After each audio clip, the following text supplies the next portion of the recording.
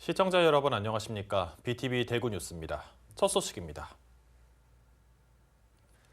해마다 겨울철은 헌혈 보릿고개로 불릴 만큼 혈액 수급이 어려운 시기인데요. 본격적인 추위를 앞두고 지역의 한 대학교에서 특별한 축제가 벌어졌습니다. 1,000명이 넘는 학생들이 헌혈을 했는데 대구 경북 지역에서 필요한 3일치분의 혈액이 모였다고 합니다. 헌혈 축제 현장에 김민재 기자가 다녀왔습니다. 대구의 한 대학교. 학생들이 헌혈을 하기 전 문진표를 작성하고 있습니다. 헌혈 대기 좌석도 꽉 찼습니다. 헌혈을 하고 난 뒤에는 게임을 통해 추가 선물을 증정하는 공간도 마련됐습니다. 대구 경북혈액원이 계명대학교와 함께한 헌혈 축제입니다. 대구 경북혈액원은 이 행사를 위해 보유하고 있는 헌혈버스 8대 중 7대를 학교 곳곳에 집중 배치시켰습니다. 학생들의 참여율은 크게 높았습니다. 고등학교 때부터 친구들이랑 같이 헌혈하자고 맨날 얘기를 했었는데 어릴 때는 못 하다가 좀 크면서 이제 몸도 다 컸고 요즘 피가 많이 부족하다는 얘기를 뉴스랑 기사를 통해서 좀 들어가지고 이제 해보자고 해가지고 계속 정기적으로 참여하고 있어요. 가는 길에 이제 헌혈차가 있어가지고 그냥 가기에도 또 뭔가 그렇고 최근에 또 이제 헌혈도 지금 많이 부족하다고 하니까 이제 피를 좀 이제 다른 사람한테 또 이제 필요할 것 같아가지고 이제 헌혈을 하게 되었습니다. 3일간 진행된 헌혈 축제에서 헌혈에 참가한 학생들은 모두 1,300여 명. 지난 한 해 동안 헌혈의 집 계명대 센터 헌혈자 수 19,000여 명의 6.5%에 달하는 수치입니다. 대구 경북혈액원에서 대구 경북 각 병원 등지에 배분하는 혈액 3일치 분이기도 합니다. 저희가 대구 경북 관내에 하루에 전혈을 공급해야 되는 양이 약 4,500개 정도 됩니다. 그래서 계명가족 헌혈 캠페인을 통해서 약 1,200개, 1,300개 정도가 들어오게 되면 대구 경북 관내에 총 공급해야 되는 전혈의 2, 3일치를 저희가 확보할 수 있는 그런 큰 성과가 됩니다. 흔히 겨울철은 방학과 추위 등으로 인해 혈액 수급에 비상이 걸리는 날이 많아 흔히 혈액 보릿고개라고 불립니다. 본격적인 추위를 앞두고 이 1,300여 명의 헌혈은 헌혈 보릿고개를 잘 견뎌내는데 큰 도움이 될 전망입니다. 대구 경북혈액원은 앞으로도 대학생들의 헌혈 참여가 절실하다며 겨울철에도 계속 관심을 가져달라고 당부했습니다. BTV 뉴스 김민재입니다. BTV는 대구시 의회와 함께 대구시 공공기관들이 절수기 설치를 외면하고 있다고 지적해왔는데요. 대구시 환경수자원국에 대한 대구시 의회 행정사무감사를 통해 확인해보니 이 문제를 제기한 지 2년이 지나도록 고작 28%만 설치된 걸로 나타났습니다. 절수기를 설치하지 않을 경우 부과되는 과태료도 셀프 면제하고 있었습니다. 우성문 기자입니다. 현행수도법은 공중화장실에서 사용하는 수도와 변기에 절수기를 설치하도록 하고 있습니다. 대구시도 2022년 12월 절수설비 등 설치 촉진에 관한 조례를 제정했고 절수설비 설치 의무 대상 전수조사 후 설치에 착수했습니다. 자치구군에 절수기 설치를 독려하는 공문을 발송하기도 했는데 막상 대구시의회에서 행정사무감사를 통해 2년 동안의 설치 실적을 확인해보니 설치율이 극히 저조합니다. 대구시와 9개 구군 절수기 설치 의무 대상은 모두 705개. 이 가운데 절수기 설치를 완료한 건 201개로 설치율이 28.5%에 불과합니다. 약 2년이라는 세월이 갔습니다.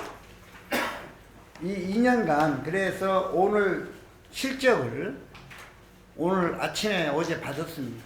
705개에서 완료가 어제까지 201곳입니다.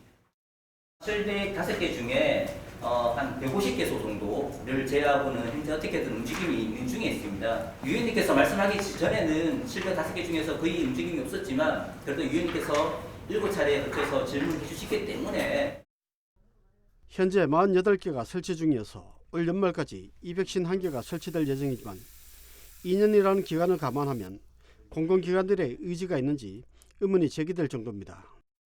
특히 절수기 설치 의무 대상인데도 절수기를 설치하지 않으면 최대 1,000만 원의 과태료가 부과되는데 대구시가 공공기관에 과태료를 부과한 건 한 건도 없습니다.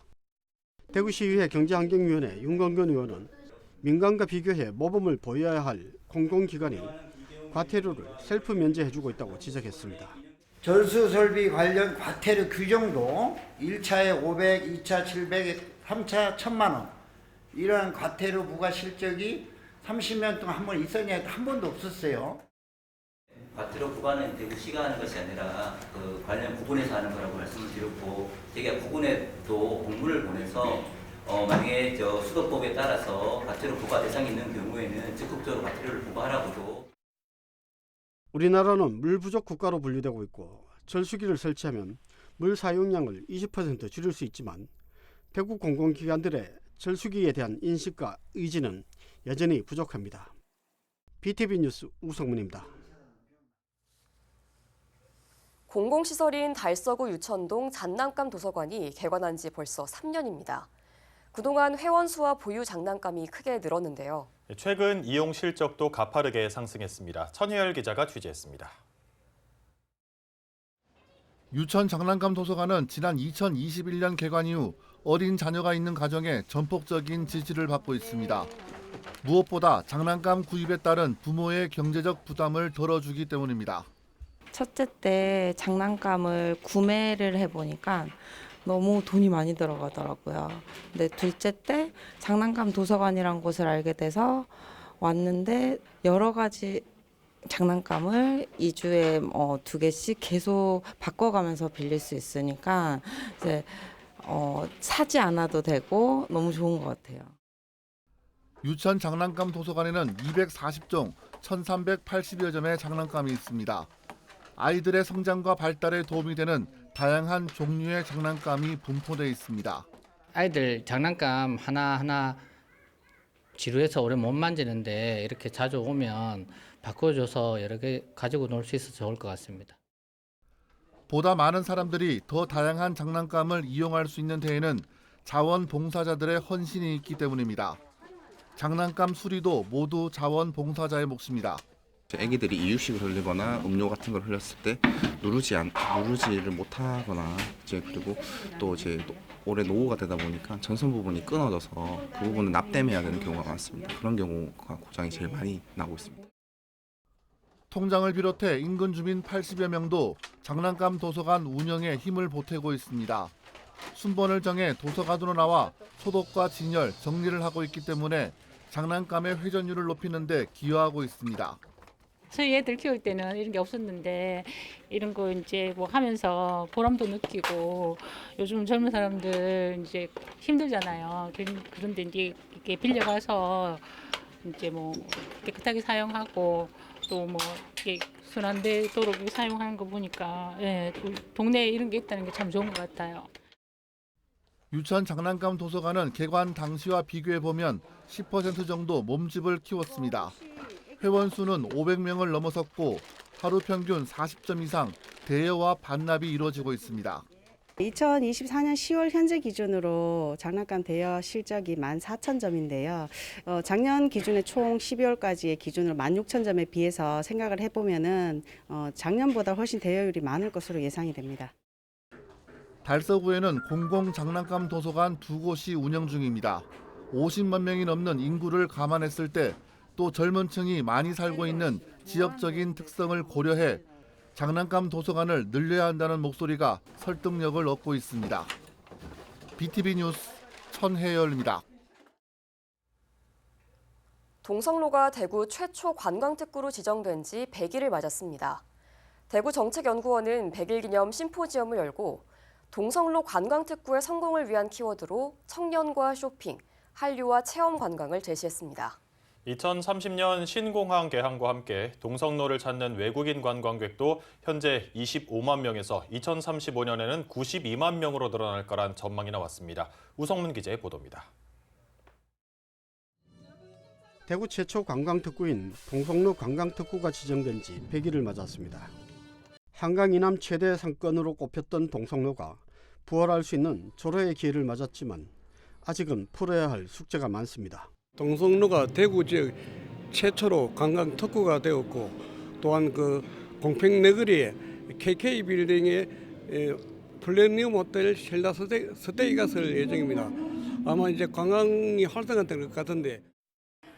온라인 쇼핑 플랫폼 등장과 청년층의 쇼핑 행태 변화, 경기 침체가 겹치면서 지금은 상권 활력이 떨어졌는데 대구정책연구원은 동성로 관광특구를 통한 동성로 상권 활성화 방안을 제시했습니다. 특히 동성로 방문객의 66.7%가 10대에서 30대 젊은 층이라는 측면에서 청년, 외국인 맞춤형 동성로 관광특화 전략의 필요성을 강조하고 있습니다. TK 신공항과 연계한 K한류 여행자 거리 조성, 편리한 스마트 관광 환경 조성, 독창적 로컬 콘텐츠 개발, 쇼핑, 체험 관광 기반 조성 등을 핵심 전략으로 내놨습니다. 특히 동성로 관광특구에 대한 도시 디자인 사업과 관광진흥 사업이 체계적으로 추진되고 2030년 TK 신공항 개항 효과 등을 고려하면 동성로 관광특구를 방문하는 외국인 관광객 수는 지난해 25만 명에서 2035년 약 92만 명으로 3.7배 증가할 것으로 전망했습니다.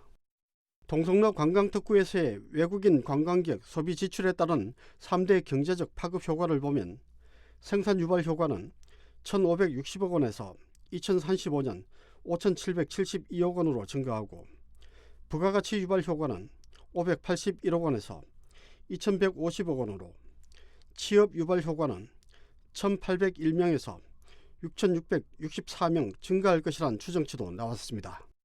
동성로 관광특구가 대구를 넘어 대한민국의 대표적 젊음, 쇼핑, K한류 핵심 공간이자 남부 거대 경제권의 도심 국제관광 1번지로 도약할 잠재력이 충분하다는 의미입니다.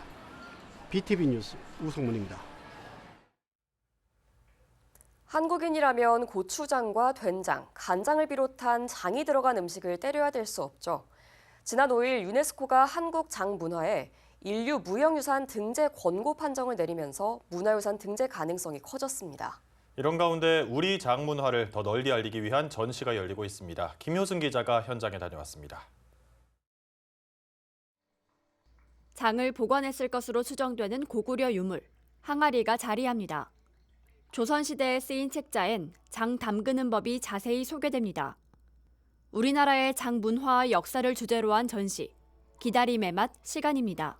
세계적인 이제 패스트푸드에서 슬로우푸드로 넘어가는 그런 시기에 기다림의 맛, 그러니까 기다림으로 인해지는 맛과 건강을 좀 관람객들에게 좀 더 명확하게 알려드리고 인류무형유산의 2번째로 등재되기를 좀 기원하는 마음으로 전시를 좀 준비했습니다. 장 명인이 만든 시간장과 발효로 생긴 소금 결정이 담긴 항아리가 마치 하나의 작품처럼 놓였고 우리나라의 장과 글을 활용한 음식, 또 세계의 발효 음식이 함께 전시됩니다. 전통 방식의 메주틀을 재해석한 예술 작품과 항아리 속 장 발효 과정을 형상화한 작품은 색다른 방식으로 장 문화를 알리고 있습니다.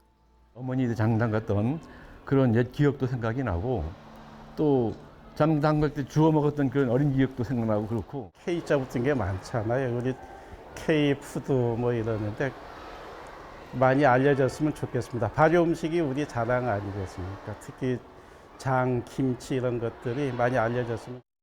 다양한 방식으로 장 담그기 문화를 소개한 이번 전시는 국립농업박물관에서 내년 2월 23일까지 이어집니다.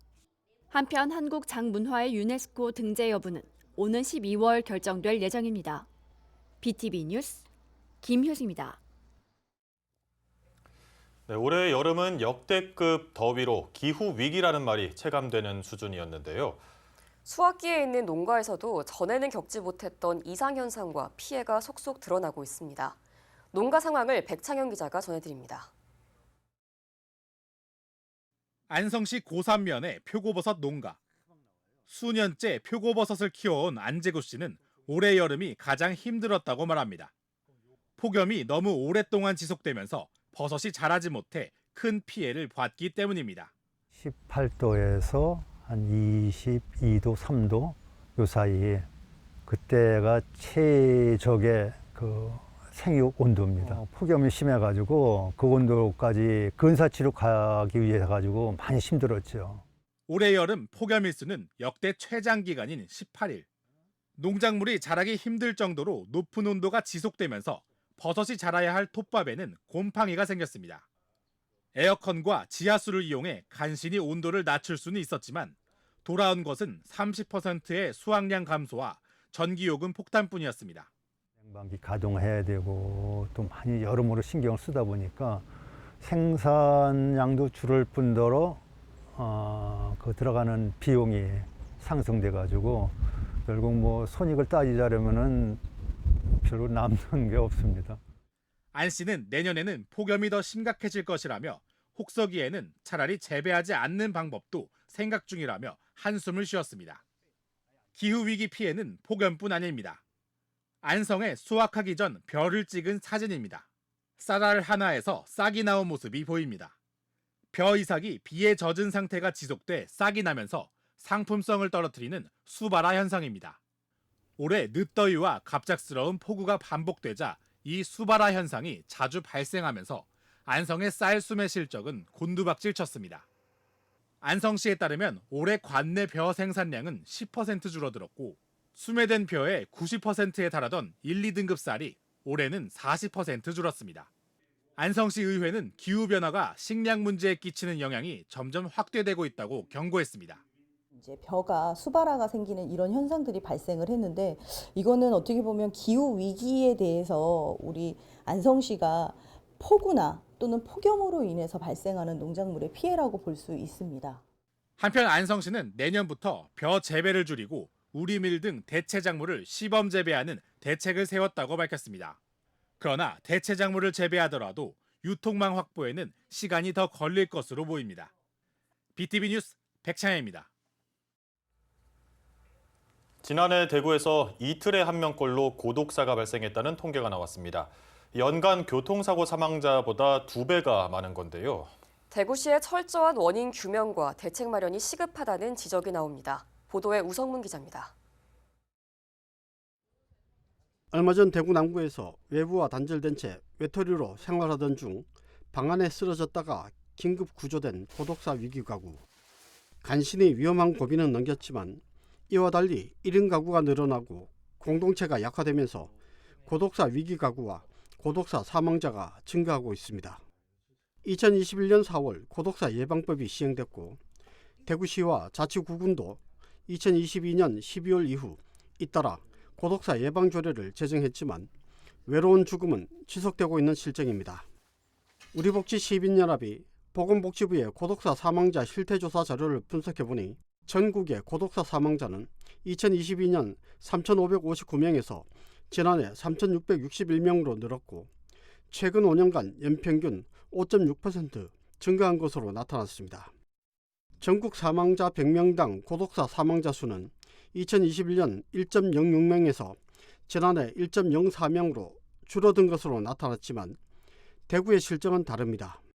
대구의 고독사 사망자 수는 2019년 105명에서 지난해 183명으로 늘어났고 최근 5년간 연평균 증가율은 14.9%로 전국 세 번째, 전국 평균보다 3배가량 높습니다.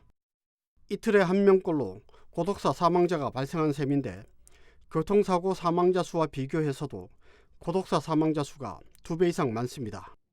대구의 교통사고 사망자는 2019년 112명에서 지속적인 감소 추세를 보이며 지난해 86명으로 집계된 반면 고독사 사망자는 2019년 105명에서 지난해 183명으로 계속 늘어나는 추세입니다. 이에 우리복지 시민연합은 대구시의 고독사 예방 정책 실효성에 의문을 제기하며 근본 원인 분석과 그에 맞는 대책을 제대로 세워야 한다고 지적하고 있습니다. 한편 대구시는 올 초 2024년 고독사 예방 시행 계획을 수립해 고독사 위험금 발굴 관리, 지역사회 연결 강화, 생애 주기별 서비스 연계 지원 등 3대 추진 방향과 4대 전략, 32개 추진 과제를 제시하고 있습니다. BTV 뉴스 우성문입니다.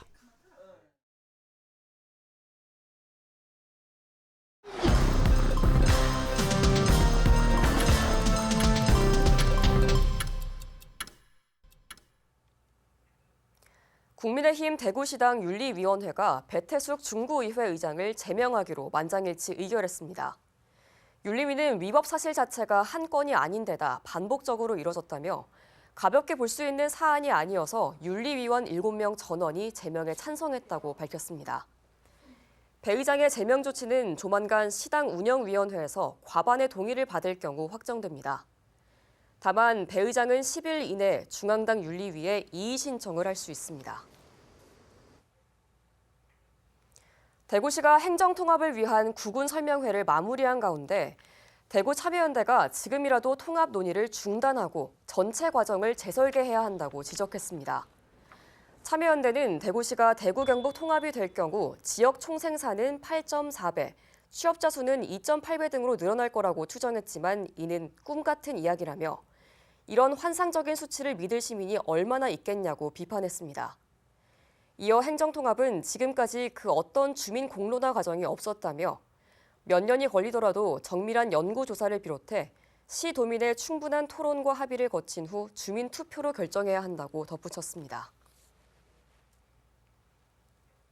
달성군이 무단 횡단이 잦은 도로 4곳에 안전 펜스를 설치했습니다. 이번에 펜스가 설치된 구간은 구지면 화살리와 다사읍 매곡리, 화원읍 사문진로와 육아읍 테크노 상업로로 총 연장은 1,040m입니다. 달성군은 기존 펜스와 달리 폭염에도 견딜 수 있도록 내열성이 강화된 소재의 독립형 펜스로 시공했다고 밝혔습니다. 도로 중앙에 설치하는 펜스는 무단 횡단을 막고 교통사고를 예방하는 데 도움이 될 것으로 알려져 있습니다. 이양희 작가의 개인전, 반짝임의 파노라마가 달천예술창작 공간에서 17일까지 열립니다. 볼펜과 펜 쪽 흑연, 수채화 등으로 작가의 인상적인 순간을 표현한 작품들을 무료로 감상할 수 있습니다. 대구 동부교육지원청은 초등학생들이 엄마를 주제로 쓴 문학작품들을 모아 문집, 엄마를 발간했습니다. 이 문집에는 엄마에 대한 감사와 죄송함을 표현한 100여 편의 작품이 실려 있습니다. 이런 노력을 통해 학생들이 자신의 감정을 표현하고 사회와 소통하는 법을 배울 수 있는 계기가 될 것입니다. 남구 킨더 어린이집의 원장과 학부모들이 지난달 말 개최한 다자회를 통해 얻은 수익금 40만 원을 대명이동에 기부했습니다. 이 기탁금은 취약계층의 복지를 위해 사용될 예정입니다. 이러한 기부 활동은 지역사회에 따뜻한 온정을 전하며 복지 증진에 기여하게 될 것으로 기대되고 있습니다. 대구교통공사는 1호선 하양연장선 개통에 대비해 지진으로 인한 탈선을 가정한 재앙훈련을 진행했습니다. 대구시, 소방, 경찰 등 150여 명이 참여했으며 실전 같은 환경에서 훈련이 실시됐습니다. 이상 간추린 소식입니다. 매년 겨울 혈액 보유량이 부족하다는 소식이 들립니다. 헌혈은 생명을 살리는 대단한 일이지만 어렵지는 않습니다. 올겨울엔 따뜻한 나눔 소식도 더 많이 찾아오길 바랍니다. 이상으로 뉴스를 마치겠습니다. 저희는 시청자에게 힘이 되는 뉴스로 돌아오겠습니다.